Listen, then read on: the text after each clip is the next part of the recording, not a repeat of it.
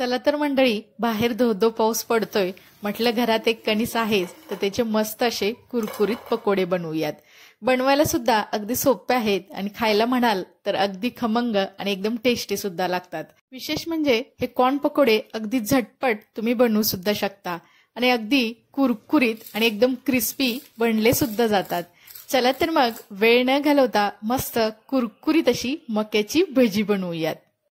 कुरकुरीत कॉर्न पकोडा बनवण्यासाठी मी ते गावरान देशी मक्याचं एक कणीस सोलून घेतलेलं आहे।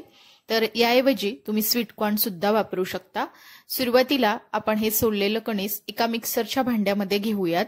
यामध्ये घालूयात आपण एक मोठ्या आकाराची हिरवी मिरची, तिखट तुमच्या आवडीनुसार कमी अधिक करू शकता। त्यानंतर इथे पाव चमचे इतके जिरे घालायचे आहेत, तसेच 4 ते 5 इथे मी लसणाच्या पाकळ्या घातलेल्या आहेत। आता याला मिक्सरमध्ये ऑन ऑफ करत 3 ते 4 वेळा आपण याला असं फिरवून घेतलेलं आहे। तर इथं बघू शकता याला जास्तही फिरवायचं नाही, इतपत त्याला बारीक करून घ्यायचं आहे। आता आपण हे एका दुसऱ्या मोठ्या भांड्यामध्ये काढून घेऊयात। तर इथं तुम्ही बघू शकता अगदी हे मोकळं मोकळं असं झालेलं आहे। याचा तुम्ही मस्त असा उपमा सुद्धा बनवू शकता। परंतु आज आपण इथे अगदी कुरकुरीत असे याचे कॉर्न पकोडे बनवणार आहोत। त्यासाठी इथे मी 4 मोठे चमचे इतकं बेसन पीठ घातलेलं आहे। त्यानंतर इथे आपण 1 चमचा इतकं तांदळाचं पीठ सुद्धा घालायचं आहे। त्यामुळे मक्याची ही भजी अगदी कुरकुरीत बनली जातात। त्यानंतर इथे मी एक मिडियम आकाराचा कांदा बारीक चिरून घातलेला आहे, तसेच चवीनुसार मीठ घालायचं आहे। त्यानंतर इथे पाव चमचा ओवा मी हातावरती चोळून यामध्ये घातलेला आहे, त्यामुळे याचा छान असा अरोमा यामध्ये उतरतो। त्यानंतर इथे पाव चमचा हळद घालायची आहे, तसेच इथे मी पाव चमचा लाल मिरची पावडर सुद्धा घातलेली आहे। त्यानंतर इथे भरपूर सारी बारीक चिरून घेतलेली कोथिंबीर घालायची आहे। तसेच आपण आज पकोडे बनवतोय त्यासाठी अगदी चिमूटभर इतका आपण खाण्याचा सोडा सुद्धा यामध्ये घालायचा आहे। त्यानंतर हाताने त्याला अगदी व्यवस्थित असं आपण मिक्स करून घेऊयात। अगदी झटपट हे पकोडे बनले जातात। सध्या पावसाळा सुरू आहे आणि मस्त गरमागरम पकोडे खाण्याचा मोह बऱ्याच जणांना होतो। अशा वेळेस हे मस्त अगदी कुरकुरीत होणारे हे कॉर्न पकोडे तुम्ही झटपट बनवू शकता। त्यानंतर यामध्ये आपण थोडं थोडं पाणी घालत हे पीठ आपण मळून घ्यायचं आहे। तर इथे कॉर्न पकोड्याचं हे पीठ मिळताना आपल्याला जास्त पाण्याची गरज पडत नाही, कारण जी मका आहे त्यामध्ये थोडंसं मॉइश्चर असतं, त्यामुळे अगदी 3 ते 4 हबके इतकंच मी पाणी वापरलेलं आहे आणि असं याचं थोडंसं घट्टसरच याचं पीठ मळून घ्यायचं आहे। तर इथं तुम्हाला मी दाखवते, आपण जेव्हा तेलात भजी अगदी सोडताना ते सहजपणे सुटले जातील इतपत हे मी पीठ असं थोडंसं मळून घेतलेलं आहे। आता आपण याची भजी तळून घेऊयात। त्यासाठी मी इकडे गॅसवरती कढईमध्ये तेल गरम करायला ठेवलेलं आहे। मध्यम आचेवरती हे तेल गरम झालेलं आहे।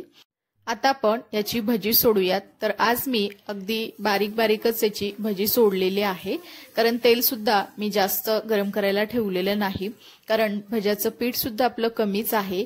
तर जास्त तळणीचं तेल शिल्लक राहू नये यासाठी मी थोडंसं प्रमाणामध्येच तेल ठेवून ही भजी तळून घेणार आहे। तर तेलामध्ये भज्याने आकार धरला की आपण ही भजी अशी पलटायची आहे आणि याला सतत हलवत मध्यम गॅसवरती अगदी 2 ते 3 मिनिटाकरता आपण ही भजी अगदी लालसर रंगावरती तळून घ्यायची आहे। तर आज आपण अगदी कुरकुरीत होणारी ही मक्याची भजी किंवा कॉर्न पकोडा बनवतोय। चवीला अगदी खमंग आणि एकदम मस्त अशी ही भजी लागतात। तर इथे तुम्ही बघू शकता मी याला सतत हलवत व्यवस्थित असं याला तेलामध्ये तळून घेतलेलं आहे आणि याला मस्त असा काटेरी आकार आलेला आहे आणि मस्त ही भजी सुद्धा आपली तळली गेलेली आहे। आता आपण काढून घेऊयात। तर आवाजावरून तुम्हाला समजलंच असेल अगदी कुरकुरीत अशी ही भजी बनली गेलेली आहे। आता दुसरी सुद्धा बॅच आपण पहिल्याप्रमाणेच तळून घेणार आहोत। तर इथे महत्त्वाची टिप म्हणजे दुसरी बॅच सोडताना तर आपण गॅसची फ्लेम अगदी कमी ठेवायची आहे, कारण ऑलरेडी तेल भजी तळत असताना चांगलं गरम झालेलं आहे। तर दुसऱ्या बॅचच्या वेळेस गॅस अगदी कमी ठेवून ही भजी सोडायची आहेत आणि त्यानंतर भज्याने आकार पकडला की परत एकदा आपण याला असं उलटून पलटून मध्यम गॅसवरती ही सुद्धा बॅच आपण अगदी लालसर रंगावरती याला तळून घेणार आहोत। तर या अगोदर सुद्धा आपल्या चॅनलवरती कुरकुरीत कांदा भजी तसेच बटाटा भजी याची दोन्ही रेसिपी मी शेअर केलेल्या आहेत. त्याची लिंक मी डिस्क्रिप्शन बॉक्समध्ये दिलेली आहे. तिथे जाऊन तुम्ही त्या सुद्धा रेसिपी पाहू शकता. तर इथे आपली दुसरी सुद्धा बॅच अगदी व्यवस्थितपणे तळली गेलेली आहे. ती सुद्धा आपण काढून घेऊयात. तर इथे तुम्ही बघू शकता अगदी एकसारखे असे सर्व भजी तळले गेलेले आहेत. तर इथे हे आपले भजी बनवून तयार आहेत. यातील सर्वच भजी मी इथे तळलेले नाहीत, थोडंसं पीठ ठेवलेलं आहे, कारण मी नंतर थोडीशी गरम गरम भजी करून घेणार आहे.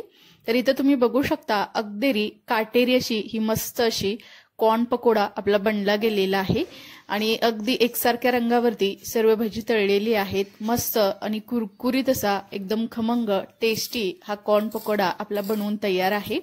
इथं तुम्ही ऐकू शकता अगदी कुरकुरीत असं बनला गेलेला आहे. अगदी झटपट तुम्ही ही कॉर्न पकोडा बनवू शकता. खायला सुद्धा एकदम टेस्टी लागते.